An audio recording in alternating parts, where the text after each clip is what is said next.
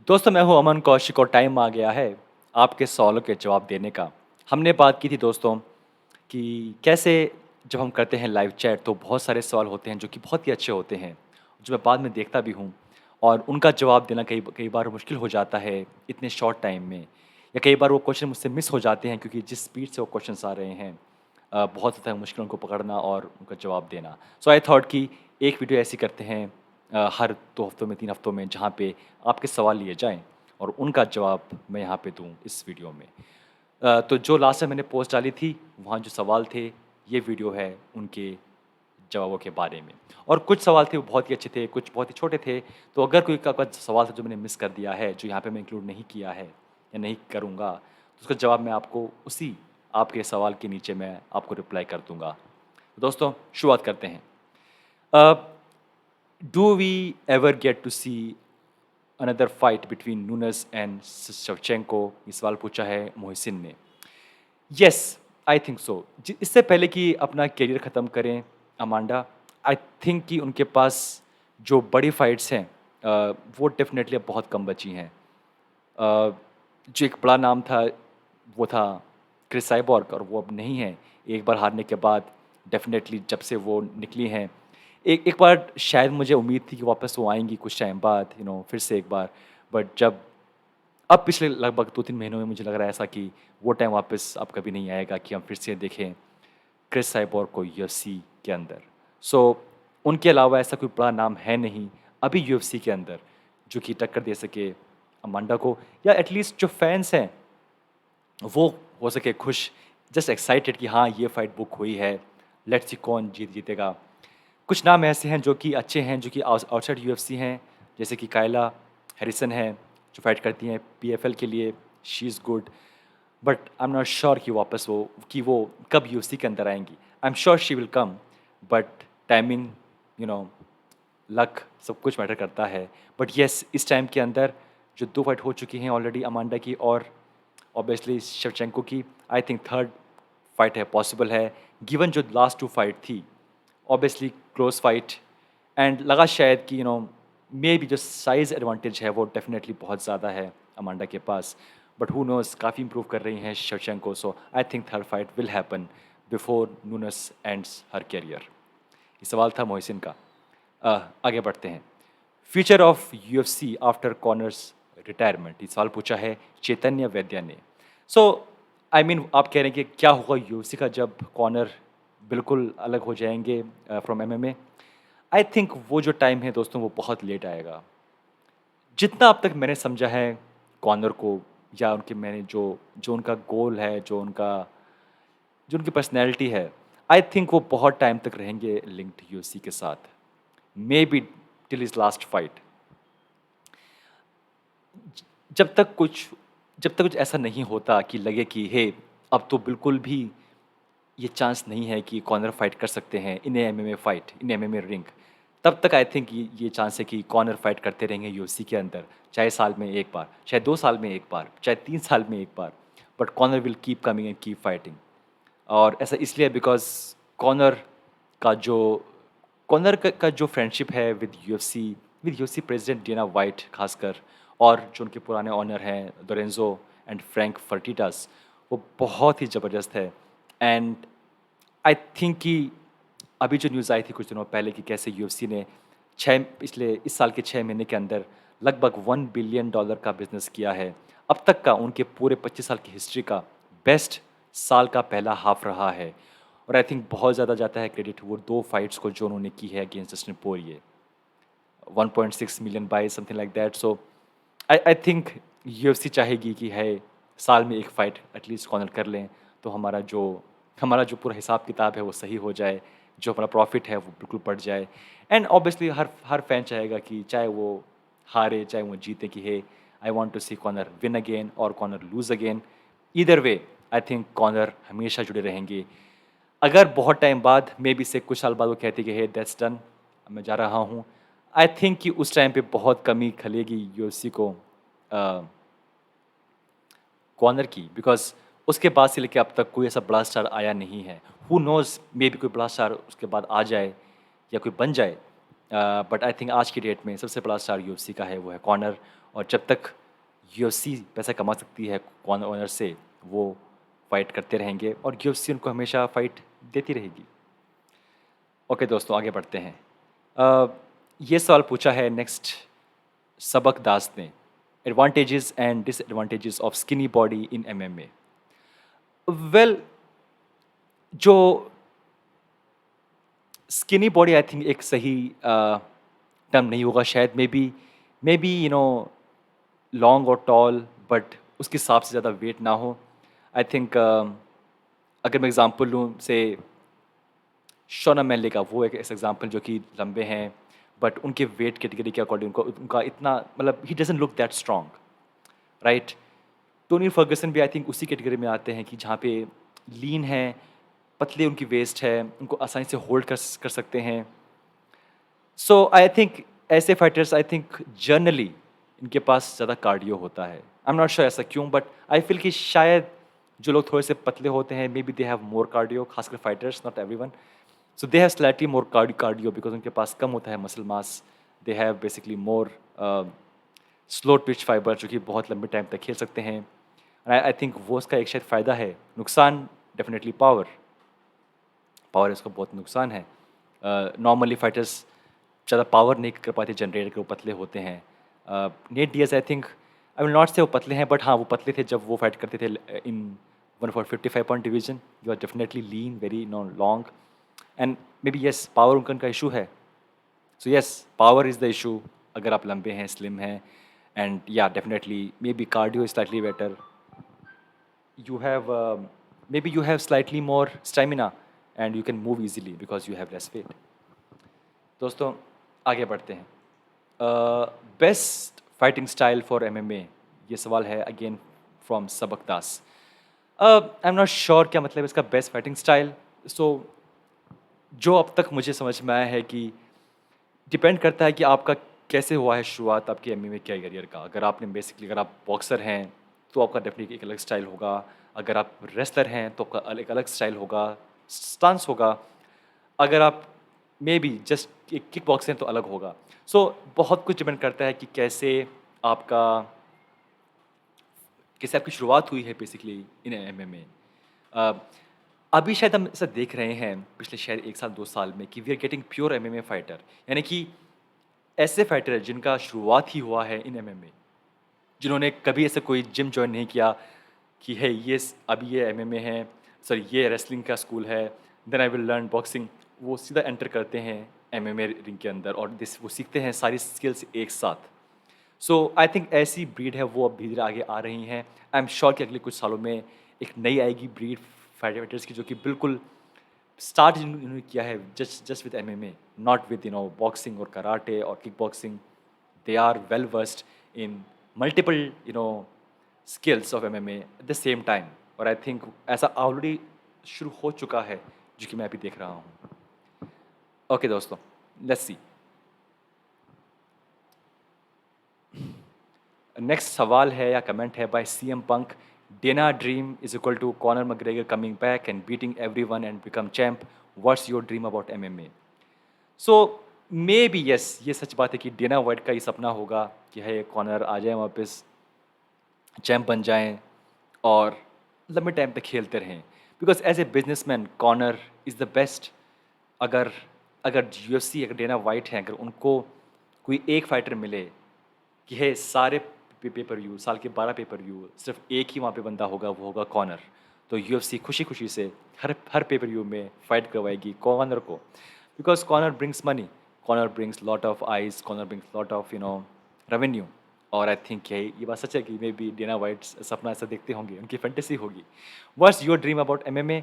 सो मेरा ड्रीम, अगर may be अगर आप पूछे कि मैं चाहता हूँ, सो डेफिनेटली मैं कहूँगा कि मैं एक लाइव यूएफसी इवेंट, नॉट एक, मैं बहुत सारे यूएफसी इवेंट्स, लाइव इवेंट जाके कवर करना चाहूँगा, जहाँ पे मैं इंटरव्यू लूँ बहुत सारे फाइटर्स के बैक स्टेज में, उनके जिम्स में जाऊँ, उनके कवर करूँ, उनके जिम में कैसे वो बेसिकली हाँ अपना करते हैं वर्कआउट, कैसे वो बिहेव करते हैं, क्या होता है माइंडसेट, क्या होता है वाइब, कैसा माहौल होता है। सो यस, ये मेरा सपना है कि मैं जाके यूएफसी फाइटर्स को कवर करूं, और not just UFC fighters, even Indian fighters. जब से वो स्टार्ट हुआ है पेंडेमिक, बहुत सारे ऐसे जो मेरे थे प्लान्स इस चैनल के, वो इसलिए रुक गए बिकॉज पेंडेमिक है। चाहे वो हो मर्चेंडाइज, चाहे वो हो कि मुझे जाना है किसी से मिलने for face to face interview, वो सब नहीं हो पाया बिकॉज पेंडेमिक है। और आई थिंक जब ये ख़त्म हो जाएगा definitely I would love to meet all these fighters live, do the interview face to face, or make their videos about their gym. So yeah,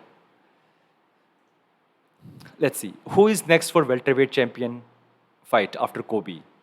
Okay, and how to watch the ultimate fighter in India. ये सवाल पूछा है दीपा धानुक ने। सो I think कोबी के बाद अगर कोबी ये फाइट जीत जाते हैं, आई थिंक जो नेक्स्ट विनर होगा, चाहे वो हो लियोन एडवर्ड्स या वो हो विसेंटे लूके, आई थिंक इनमें से एक फाइटर फाइट करेगा शायद बेल्ट के लिए।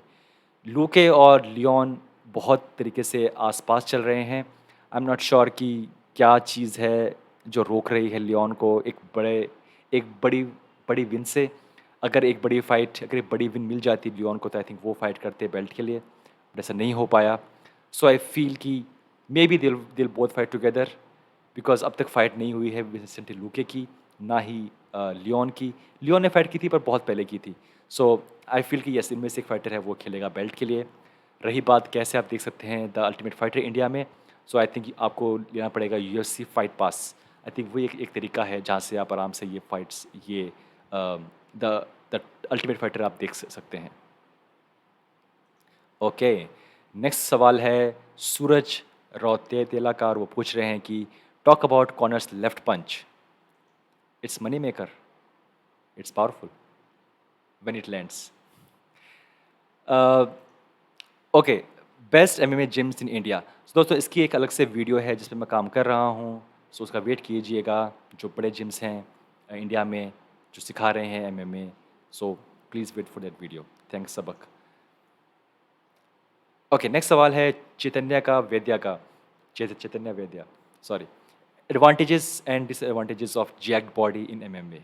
वेल अगेन सिमिलर, अगर आपकी बॉडी जैक्ड है like Yoel Romero, I love you, I love you, so I love you kind of body है आपकी, soldier of kind of body है, तो डेफिनेटली जो फटीक है वो आपको जल्दी होगा, एंड्योरेंस आपका वो कम होगा, जल्दी आप थक जाएंगे, और obviously you have power. I think जो मुझे लगता है कई कई दिनों से वो ये, बट अगेन ये सिर्फ मेरा पॉइंट ऑफ व्यू है कि कॉर्नर थोड़े से ज़्यादा मस्कुलर हो गए हैं पिछले लगभग 2 साल में।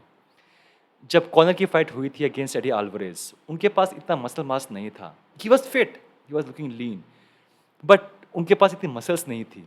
बट अब पिछले शायद 2 साल से कॉर्नर के पास ज़्यादा मसल्स हैं। आई एम नॉट श्योर बिकॉज मैं ज़्यादा उनको फोकस कर रहा हूँ, या may be he slightly have less fat percentage, but definitely he is looking more muscular. और आई थिंक वो, आई एम नॉट श्योर कि मुझसे ये बात कौन कह रहा था, बट येस आई थिंक वो एक रीज़न है कि that can cause issues in your the way you fight. Yoel Romero एक एग्जांपल है जो कि बहुत बड़ा है। उनका जो सारा गेम प्लान है बिकॉज उनके पास है फास्ट ट्विच मसल फाइबर्स जो कि बहुत जल्दी एक्ट करती हैं, बहुत जल्दी वो थक भी जाती हैं, और वो है इसका disadvantage. But yes, power, knockout power is the advantage. Let's move दोस्तों। Okay, one more question by सबकदास। क्या यूएफसी में कोई फाइटर एक साथ 3 डिवीजन में चैंपियन बन सकता है? येस पॉसिबल, बट उसका फ़ायदा नहीं है, because normally if you are a champ, आपको वो बेल्ट डिफेंड करनी पड़ती है, और वो करना बहुत मुश्किल है। सी, जब फाइटर नए नए आते हैं यूएफसी के अंदर, तो उनके पास होती है ये ज़रूरत कि वो साल में फ़ाइट करें 2 बार, 3 बार, 4 बार। अगर आप हैं मे बी कोई अच्छे फाइटर, तो you can also fight 5 times, अगर आपके पास इतना मौका है, इतना आपके पास स्टेमिना है, because they want to earn money. उनको पैसा कमाना होता है, आगे बढ़ना होता है इन रैंकिंग। बट जैसे जैसे आप आगे बढ़ते हैं, आप चैम्प बन जाते हैं, सो यू फील कि अब मेरे पास कुछ खोने को है, अब मेरे पास एक बेल्ट है, तो आप अपना हर कदम रखते हैं सोच समझ के, आप फाइट ले लेते हैं सोच समझ के, जस्ट लाइक उस्मान नाउ। अभी उस्मान चाहे तो किससे फाइट कर सकते हैं, बट वो मैं इससे फाइट नहीं करूँगा, उससे फाइट नहीं करूँगा, वो लंबा है नहीं, वो बड़ा है नहीं, वो शराब पीता है, वट एवर। सो देन आप फूंक फूंक के कदम रखते हैं और आप कम फाइट करते हैं। रेयरली ऐसा होता है कि फाइटर्स हैं अपनी बेल्ट डिफेंड करते हैं more than 2 times. I think एक बार डिफेंड करना, आई थिंक एक एक एवरेज बन गया है कि सब फाइटर साल में एक बार अपनी बेल्ट डिफेंड करते हैं। अगर 2 बार कर रहे हैं तो वी आर लकी, 3 बार वेरी लकी, बट ऐसा बहुत कम होता है। एक बार या 2 बार ही आजकल है फाइटर्स अपनी बेल्ट डिफेंड करते हैं। इमेजिन अगर वो चैंप हैं 2 डिवीजन के, तो क्या वो फाइट कर पाएंगे 3 बार 4 बार? और क्या वो अगर चैंप हैं इन 3 division, can they fight like that? मुश्किल है, क्योंकि वो अगेन दैट वेट वेट बार बार कम करना, ऊपर करना करना नीचे करना, आई थिंक उसमें भी बहुत टाइम लगेगा। I think it's very very very difficult. Okay, next question is by Vicky Lorenzo. वो पूछते हैं, do you think Ciryl Gane will dominate Francis Ngannou completely and the fight will be like Stipe versus Ngannou part 1, total domination by Ngannou? Well, to be frank, मैंने कभी नहीं सोचा था कि Ciryl gain इतनी जल्दी फाइट करेंगे belt के लिए। मैं हमेशा, अगर आप मेरी देखेंगे मेरी पुरानी वीडियोस, तो मैंने कहा है कि आई फील कि शायद 2-3 फाइट्स और चाहिए इससे पहले कि हम देखें गेन फाइट करेंगे टॉप हैवीवेट फाइटर्स के साथ, बट ऐसा नहीं हुआ। सो वो फाइट करते हैं अगेंस्ट डेरेक लुइस। अगेन आराम से वो फाइट वो जीत गए। Now he will fight Francis Ngannou. बहुत तरीके से डेरिक लुइस और फ्रांसिस एक ही थाली के चट्टे पट्टे हैं, right? Both have knockout power, both have cardio issues in longer fights, both believe in one shot. So yes, one way I feel कि शायद ये बहुत टफ फाइट है फ्रांसिस के लिए compare to Francis and Derrick Lewis. Derrick Lewis का we all know क्या वो करते हैं, but Ciryl Gane, he can fight a long fight, he can fight this fight like he is a welterweight fighter. और I think ये एक बड़ा issue है। स्टीपे की जब बात करें, स्टीपे का जो फाइटिंग स्टाइल है, it's very very different, very different. I feel ये स्टीपे मौका ढूंढते हैं फाइट को एंड करने का, and he slightly more, I think, calculated. Steve के पास रेसलिंग है, वो एक बहुत बड़ा एक उनके पास एक प्लस पॉइंट है। आई एम नॉट श्योर कि सिरिल गेन की रेसलिंग की कैसी है। डेफिनेटली ही इज़ ऑलराउंडेड, बट अब तक हमने शायद इतना कुछ नहीं देखा कि the way he is fighting, कि ही इज़ वेरी गुड। उनका जो बैकग्राउंड है वो है किक बॉक्सिंग का, so he is good in kicking, he is good in punches. But अब तक शायद शायद ये एक उनका एक एक छुपा हुआ हथियार हो कि है, you can also wrestle very well and control very well. और आई फील कि Ciryl Gane has that advantage, जिस तरीके से वो फाइट करते हैं, वो मूव करते हैं, you can maintain distance. I truly feel कि शायद सिरिल गैन ये फाइट जीत के even can give a tough fight to Jon Jones. Again, मैं ये बात मैं आज सोच रहा हूँ, मे बी जब मैं कुछ और फाइट्स देखूँ उनकी for his break down against Francis, maybe शायद मेरा पॉइंट ऑफ व्यू बदल जाए। बट येस, आज की डेट में मुझे लग रहा है कि Ciryl Gane is favourite to fight against Ngannou. या ओके, नेक्स्ट सवाल है प्रिंस परमार का। UFC 269 December possible fights card, your opinion? Oliveira Poirier, Masvidal, Leon and Gilbert, Nunes versus this Cody Garbrandt. Okay, so I feel कि UFC 269 जो कि last card है इस साल का, जो कि होगा दिसंबर के एंड में, I think Oliveira versus Poirier fight should be the main event, जहाँ तक मुझे लग रहा है। Leon and Masvidal fight, maybe जिस तरीके से फाइट्स हैं वो बुक हो रही हैं, आई फील कि Leon Edwards will fight again soon. होरे मास्विडाल के पास भी टाइम है एक और फाइट करने का इस साल के एंड तक। आई वॉज होपिंग कि शायद ये फाइट बुक हो जाए, Leon versus Masvidal, because it's a perfect fight, it's a perfect fight. Gilbert Burns में भी शायद फाइट करेंगे against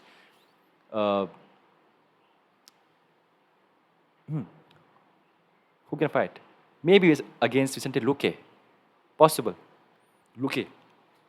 Vicente Luque can definitely fight Gilbert Burns. And अभी अभी हराया था विसेंटे लुके ने किसी को. Who was that? हाँ, Michael किएसा, correct. Gilbert Burns can fight Luque. Leon can fight Masvidal. But I don't think कि दो बड़ी welterweight fight होंगी सेम कार्ड के ऊपर. It will be main event Poirier versus Oliveira, co-main event कोई और welterweight fight, maybe Leon versus Masvidal और maybe Gilbert versus Luque, that's possible. Amanda Nunes possible, yeah, but at this point हम जानते हैं क्या होगा उस फाइट का दोस्तों, we all know. And I won't be surprised कि इस साल के एंड तक फिर से फाइट करें एक बार और Hamza चिमाएव। He is fighting now in October 30th in Fight Island, UC 267. So yes, it's possible he can fight again. It will be a good fight. Please talk about Habib Nurmagomedov and Luke Rockhold. ये सवाल किया है easy ने। सो पिछले कुछ time से हबीब नurmagomedov बहुत news में है because of different different reasons. और आई फील कि जब एक फाइटर है वो फाइट करना बंद कर देता है तो मीडिया उसमें इंटरेस्ट है, मीडिया उनसे ऐसे सवाल पूछता है जो उनसे कभी नहीं शायद पूछता अगर वो फाइटर एक्टिव होता। कुछ दिनों पहले कुछ सवाल कर रहा था कोई रिपोर्टर उनसे कि क्या लगता है हबीब को कि क्या चल रहा है इन अफ़गानिस्तान, क्या उनके थॉट्स हैं। आई मीन क्या ये सवाल उनसे पूछा जाता अगर वो एक्टिव होते तो? No, maybe no. But अब सवाल इतने कम बचे हैं उनसे पूछने के लिए, तो लोगों से सवाल ऐसे पूछते हैं। समहाउ आई फील कि दीज रिपोर्टर्स दे वो कोशिश कर रहे हैं कि किसी ऐसे सवाल में उनको फंसा दें हबीब को जो कि न्यूज़ बन जाए। ये रिपोर्टर्स होते हैं mostly, they are very very smart people. And अगर वो एमएमए कॉन्फ्रेंस नहीं है so you have no control कि आपसे क्या पूछ ले, क्या आप कुछ भी पूछ सकते हैं। सो आई थिंक हबीब का एक अलग पॉइंट ऑफ व्यू है। हबीब आफ्टर हिज फाइट कैरियर एक बहुत ओपन इंसान बन गए हैं। उनके पास बहुत सारी चीज़ें हैं बोलने के लिए जो पहले भी थी, बट वो उनके पास फाइटिंग था मेन टॉपिक, और अब वो खुल के बात कर रहे हैं अदर टॉपिक्स की, रिंग गर्ल्स नहीं होनी चाहिए, all sort of stuff. And I feel कि ये एक इशू उनके लिए धीरे धीरे बनता जा रहा है। He is a good coach, he is coaching Islam Makhachev, he is coaching many people, और वो हेल्प भी कर रहे हैं ल्यूक रॉकहोल्ड को for his next fight. And I think Luke Rockhold इस टाइम पे बहुत ही आई वुड से कि शायद लास्ट उनका ये फेज़ है उनकी शायद की करियर का, जहाँ पे वो आ रहे हैं एक लंबे गैप के बाद। एंड आई होप कि वो ये फाइट जीते next. And again Luke Rockhold उस टाइम पे थे पार्ट ऑफ AKA जब पहली बार एंटर किए थे अंदर हबीब, और उनको बहुत वेलकम किया था। बहुत सारे ट्रेनिंग कैंप्स हैं तो उन्होंने साथ स्पेंड किए हैं। They are friends. और ये सवाल पूछा गया था लूक से कि क्या आपके कॉर्नर में होंगे हबीब, ही सेड शायद नहीं, but yes they are training together. And obviously दो टीममेट्स बहुत साल से साथ में हैं। आई फील कि ल्यूक रॉकहोल्ड चाहे वो कैसे भी इंटरव्यू उनके आते हैं but he is a very good guy, he is very good human being.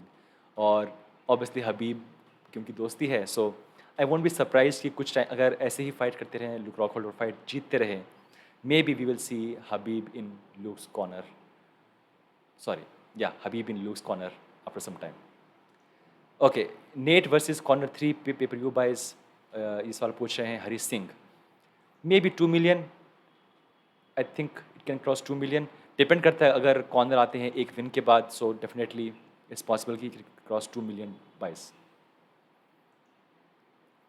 Okay, Ali बान पूछ रहे हैं क्या हबीब फ्यूचर में वापस आ सकते हैं। वेल ये सवाल आई थिंक हम लगभग हर लाइव चैट में या हर वीडियो में ये सवाल कोई ना कोई मुझसे पूछता है कि क्या हबीब वापस आएंगे। एंड आई फील कि बहुत जल्दी है बार बार ये सवाल उनसे पूछना। अभी जस्ट वो दूर हुए हैं from MMA as a fighter, so I think शायद मे बी साल 2 साल 3 साल बाद ये कुछ पॉसिबल है, बट नॉट इमीडिएटली। अभी तो हम भूले भी नहीं हैं कि वो फाइट कर रहे थे एक साल पहले। So give some time, maybe 2 years 3 years maybe 4 years, who knows. और शायद एक बड़ी फाइट, एक वन टाइम फाइट, बिकॉज हमने देखा है कि GSP जैसे फाइटर भी जो कि एक तरीके से सब कुछ कर चुके हैं, उनके पास पैसा है, उनके पास रेपुटेशन है, GSP one of the best of all time है, एंड स्टिल कुछ साल के गैप के बाद जैसे कि है I can fight one fight, सिर्फ एक fight I can do, that's it. और पॉसिबल है कि हबीब सोचें after 2 years, you know what, I can fight again, one more fight, let's see. So yes possible, but chances बहुत कम हैं। अगले 2 साल तो बिल्कुल बहुत कम हैं, बिकॉज़ कुछ दिनों पहले उनको फाइट ऑफ़र की गई थी टू फाइट जीएसपी और उसके लिए उन्होंने मना कर दिया था। सो आई फ़ील कि या maybe after few years but not not at least till 2024। Okay, let's see दोस्तों। मोहम्मद शर्जील पूछ रहे हैं कि I think that Gane can beat Jon Jones, Gane versus Ngannou will be tough fight to choose, what do you think? Yeah again like I said, Ciryl Gane is favourite as of now. अगर मैं और fight देखता हूँ उनकी, मे भी शायद मेरा बदल जाए ओपिनियन, बट आज की डेट में I think Ciryl Gane is the favourite. A K Amir पूछ रहे हैं Tony Ferguson next match bro please update. Well, Tony Tony कैसे फाइटर हैं कि उनके बारे में जब मैं बात करता हूँ आई फील कि ओह, मतलब किस टाइम में कैसी कैसी उनकी इस टाइम पे सिचुएशन है कि शायद एक और fight and he will be done. और ये बात सच है। लगातार back to back losses against Gaethje, against Oliveira, against Dariush, 3 big losses. हमने कितनी बार बात की कि hey Tony has to change his fight style, he has to get new people, he has to become a student again, बजाय वो tyre फेंकने के, उल्टा पुल्टा काम करने के जिम के अंदर। Higher A proper coach, follow what your coach is saying, and do a normal fight. Don't fight anyone in top 5, maybe some top 10 guy. Get your confidence back. Get at least a win. तब शायद हम देखें कुछ possible है। I think बहुत तरीके से Tony Fergusson ने अपने कैरियर को ढंग से नेविगेट नहीं किया। नेट डियाज एक ऐसा एग्जाम्पल है। नेट डियाज ने अपने कैरियर को बहुत ढंग से नेविगेट किया, गाइड किया है, बजाय बहुत सारी फाइट्स हारने के बाद भी। टोनी फर्गसन के पास वो चांस था, मे बी अभी भी है, बट उन्होंने कभी भी उसके ऊपर काम नहीं किया। नेट डियाज, चाहे उनका वैसा हो पर्सनैलिटी हो कि वो बिंदास हैं, डोंट केयर एटीट्यूड उनके पास है, but he cares, he knows how to build his fan following, how to keep his fan following happy. और टोनी ने कभी ध्यान नहीं दिया। आई थिंक अब शायद वो कुछ काम कर रहे हैं कि he has his own merchandise, champ shit only, I think वो उनकी है, मर्चेंडाइज है। But yes, he has to be smart, he has to pick good fights which are, अगर वो हार भी जाएं तो फिर भी वो जीत जाएं, लाइक नेट डियाज। सो उनको ऐसी फाइट करनी चाहिए, fight in this top guys जो कि अभी भी यंग हंगरी हैं, Dariush, Oliveira. I mean let's just win one fight, get back your confidence, and then will see. And I am not sure कि क्या वो पॉसिबल है। जो दिमाग है टोनी का, he only looks for toughest fight possible, so I don't know. Okay, Irfan Bashir पूछ रहे हैं कि how many times Oliveira has to defend the title so that he is recognized as real fighter with heart. You mean to say, good fighter. So I think Oliveira को बहुत कम लोग जानते हैं, even though वो champ बन गए हैं, but because उनके पास एक कोई बड़ी फाइट नहीं थी अपार्ट फ्रॉम इस फाइट अगेंस्ट टोनी फर्गसन। अभी भी I think he has to do a lot. I think कि शायद अगर वो करते हैं अपनी बेल्ट डिफेंड एटलीस्ट 3 बार, I think it will be very good for his reputation, for his career, for his following. अगर वो हरा पाए डस्टिन पोरिये को, it will be shocker, frankly it will be shocker. और उसके बाद अगर वो हरा पाए नेक्स्ट फाइटर को, I know maybe winner of Chandler versus Gaethje, या and maybe Dariush. Yes, at least 3 fights maybe, because उनके पास कोई बड़ी फाइट है नहीं अब apart from Tony Ferguson fight. So let's see आगे। Your prediction for Costa versus Vettori fight, ये सवाल पूछा है पंकज मन कनी ने। I think Costa has slight advantage, I am not sure why, but बहुत तरीके से दोनों फाइटर हैं, बहुत सिमिलर हैं, बट आई थिंक कॉस्टा जिस तरीके से पेस डालते हैं, I think Costa has slightly more ways to end the fight. I think Costa वो आगे बढ़ेंगे, he will put pressure and he is powerful, he is really powerful. Vettori is also powerful, but I feel कि शायद Costa का एक पंच, 1-2 पंच I think काफ़ी होगा Vettori को ग्राउंड पे लेके जाने के लिए। I think Costa is favourite. First UFC match you watched? I think ये 2014 के आसपास या 13 के आसपास, जब ब्रॉक लेसनर आए थे इन यूएफसी। आई थिंक उसी टाइम पे मैंने शायद देखा था उनकी fight against Frank Mir first, क्योंकि वो हार गए थे वाया सबमिशन। आई थिंक वो शायद मेरी पहली फाइट होगी। Yes, I think so. Dustin versus Conor 4, who wins? This is a very tough question दोस्तों। Definitely I will say Dustin Poirier. इस टाइम पे वो फेवरेट हैं। He is getting his prime, physically he is fit, और I think कि इस time पे Conor is slightly on decline because of his injuries, because of other issues, and Poirier is on rise, so I would say Dustin Poirier, no doubt. Can MMA can MMA become richest sport in the future? Uh, I think, well शायद सवाल यही है कि क्या MMA के जो fighters हैं क्या वो बड़े बन सकते हैं, या मे बी बिकॉज एमएमए एक बहुत बड़ी टर्म हो गई। आपके पास एक कंपनी है वो बड़ी हो सकती है, या जो फाइटर्स हैं वो ज़्यादा पैसे कमा सकते हैं। सो आई थिंक कि अभी भी काफ़ी कंपेटिवली न्यू है एमएमए। अगर देखिए जो बाकी स्पोर्ट हमारे हैं, बॉक्सिंग है, किक बॉक्सिंग है, यू नो, और जो मेजर स्पोर्ट्स हैं, आई थिंक अगले 5 साल में अगर यूएफसी सेम पेस से आगे बढ़ता है, वो बहुत सारी जो लीग्स हैं जैसे कि एनबीए है, एनएफएल है, मे बी शायद उनके वो पास पहुंच सकता है अगर क्रॉस नहीं करे तो, वो पॉसिबल है।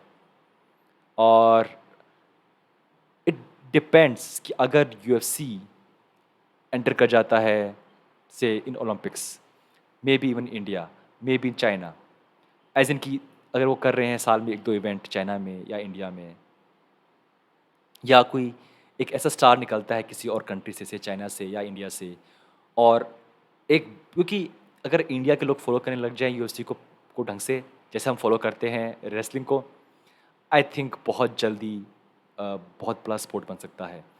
बहुत बड़ा कंट्रीब्यूशन है चाइना का और इंडिया का रेसलिंग को पुश करने में, बिकॉज जो पॉपुलेशन है वो इतनी ज़्यादा है कि उनमें से अगर 1% भी फॉलो करे, it's a lot, it's a lot. So yes, I think कि पॉसिबल है, बट टाइम लगेगा, शायद 5 साल 10 साल, हु नोस। बट यूरोप जो है वहाँ पे अभी भी बहुत सारे ऐसे कंट्रीज हैं जहाँ पे अब तक नहीं पहुँचा है UFC. So to become a global sport, to become the best, the like you said सबसे बड़ा स्पोर्ट, आई थिंक बहुत सारी कंट्रीज से फाइटर से वो आने चाहिए, तभी ऐसा पॉसिबल है। मे बी इवन इफ अगर ये बन जाता है ओलंपिक स्पोर्ट, तो भी उससे काफ़ी मदद मिलेगी। ओके, अंकित बोल रहे हैं कि अंकित कुम भाकर बोल रहे हैं कि भाई आखिर इंडिया से बड़ा फाइटर यूएफसी में क्यों नहीं जाता? बिकॉज इंडिया में अभी अभी शायद लोगों ने फॉलो करना स्टार्ट किया है। जिस तरीके का माहौल था इंडिया में अब तक, there hardly 3-4 sport, football, badminton, tennis वेनिस, तो जो माई बाप है वो है बॉल एंड बैट, क्रिकेट, उसके बाद सब नीचे हैं। ओलंपिक से बहुत कुछ फ़र्क पड़ता है। अभी अभी इंडिया से बॉक्सर निकल रहे हैं, रेसलर्स निकल रहे हैं, बट जो जो क्या गली में लोग करते हैं बॉक्सिंग? नो, लोग गली में अभी भी खेलते हैं क्रिकेट, वो खेलते हैं अभी भी फुटबॉल। सो जब तक ये स्पोर्ट नहीं बनता मेन स्ट्रीम इंडिया के अंदर, कि अगर मे बी इंडिया से कुछ फाइटर्स जाते हैं और कुछ अच्छा करते हैं, एंड आई स्टिल फील कि एमएमए फाइटर बनना एक बहुत ही कॉस्टली स्पोर्ट है। एज इन आपको बहुत सारे स्किल्स है वो सीखनी पड़ती हैं एक साथ, आपको बहुत सारी कोचेज़ हैं, ट्रेनिंग है वो करनी पड़ती है एक साथ, और आपको शायद या तो बाहर से कोचेज़ है वो इंडिया में आए, वो ट्रेन करें हमको, या हम वहाँ पे जाएँ, वहाँ पे हम ट्रेनिंग सीखें और वापस को कोई यहाँ पे आके हम लोगों को सिखाएं। या और जब तक ऐसा नहीं होगा, बहुत मुश्किल है कि हम compete करें अगेंस्ट यू नो कोई यूएस बॉर्न फाइटर जो कि नंबर 3 नंबर 4 रैंक्ड है। It's very tough. Skills, experience, बहुत कुछ मैटर करता है, और उसमें बहुत आगे निकल चुका है यूएस से। हर कुछ साल में एक जिम निकलता है किसी और कोने से, लाइक अब लाइक आयरलैंड आयरलैंड में जो एसबीजी आयरलैंड है, वहाँ से निकले कॉनर। उससे पहले कुछ खास था नहीं उनके पास। पॉसिबल है कि कोई एक ऐसा बंदा निकले कहीं इसी जिम से जो कि सीधा आगे बढ़ता रहे बढ़ता रहे बढ़ता रहे, और उसके वजह से और जिम्स खुल जाएं और लोगों का इंटरेस्ट बढ़ जाए, and then maybe it's possible. But तब तक दोस्तों we need to wait. Your family view about MMA, ये पूछ रहे हैं निखिल पहाड़िया। वेल, मेरे फैमिली में हमेशा ये सोचते हैं कि ये एक रेसलिंग है, तो बोलते हैं ये मैच फिक्स था क्या? मगर नहीं, ये मैच फिक्स नहीं है, ये रेसलिंग नहीं है। तो क्या क्या है ये? ये एमएमए है। बट हाँ, अब वो समझ रहे हैं कि क्या एमएमए है। पिछले कुछ साल में मैंने उनको बहुत समझाया है, बिकॉज़ जब भी मैं घर पे होता हूँ, मैं लाइव फाइट देखता हूँ। अब मैं उनके सामने ये कमेंट्री करता हूँ। सो अब वो ये समझ रहे हैं कि क्या है एमएमए और कैसे इसमें फाइट लोग खेलते हैं, जीतते हैं। और जब से मैं घर पे आया हूँ पिछले लगभग 6 महीने से, बिकॉज़ ऑफ पैंडेमिक मैं यहाँ पे हूँ, तो रोज़ मैं बनाता हूँ वीडियो, मुझे देखते हैं, वो देखते हैं मेरा सेटअप, मेरा कैमरा है, वो सब चीज़ें हैं। सो अब वो समझ रहे हैं कि हाँ, क्या है एमएमए थोड़ा बहुत। और मेरे जो है मेरे भाई हैं, माय माय कज़न, वो ये बात अब समझ रहे हैं कि ये एमएमए क्या है। They are getting more knowledgeable at a very fast fast pace, and I think it's getting better.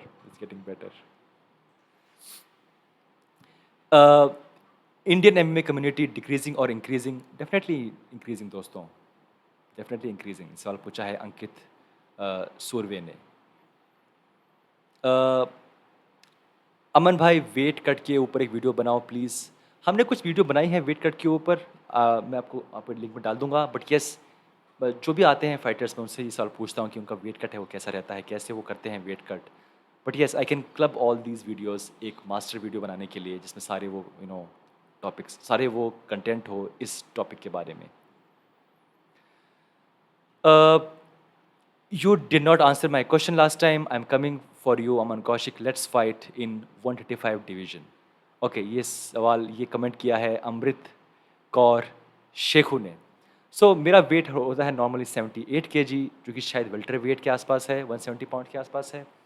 बहुत साल से मेरा वेट है वो इसी इसी लाइन पे ऊपर नीचे हो रहा है। अगर मैं बिल्कुल ध्यान ना दूँ अपनी डाइट पे, अगर मैं बिल्कुल छोड़ दूँ एक्सरसाइज करना, शायद 10 दिन के लिए, 20 दिन के लिए, तब मेरा वेट है वो क्रॉस होता है धीरे-धीरे 80। लगभग 1.5 साल पहले मेरा वेट 84 तक पहुंच गया था, पर उसके बाद से अब तक मेरा वेट है वो कम होता जा रहा है, और now it's stable, it's stable.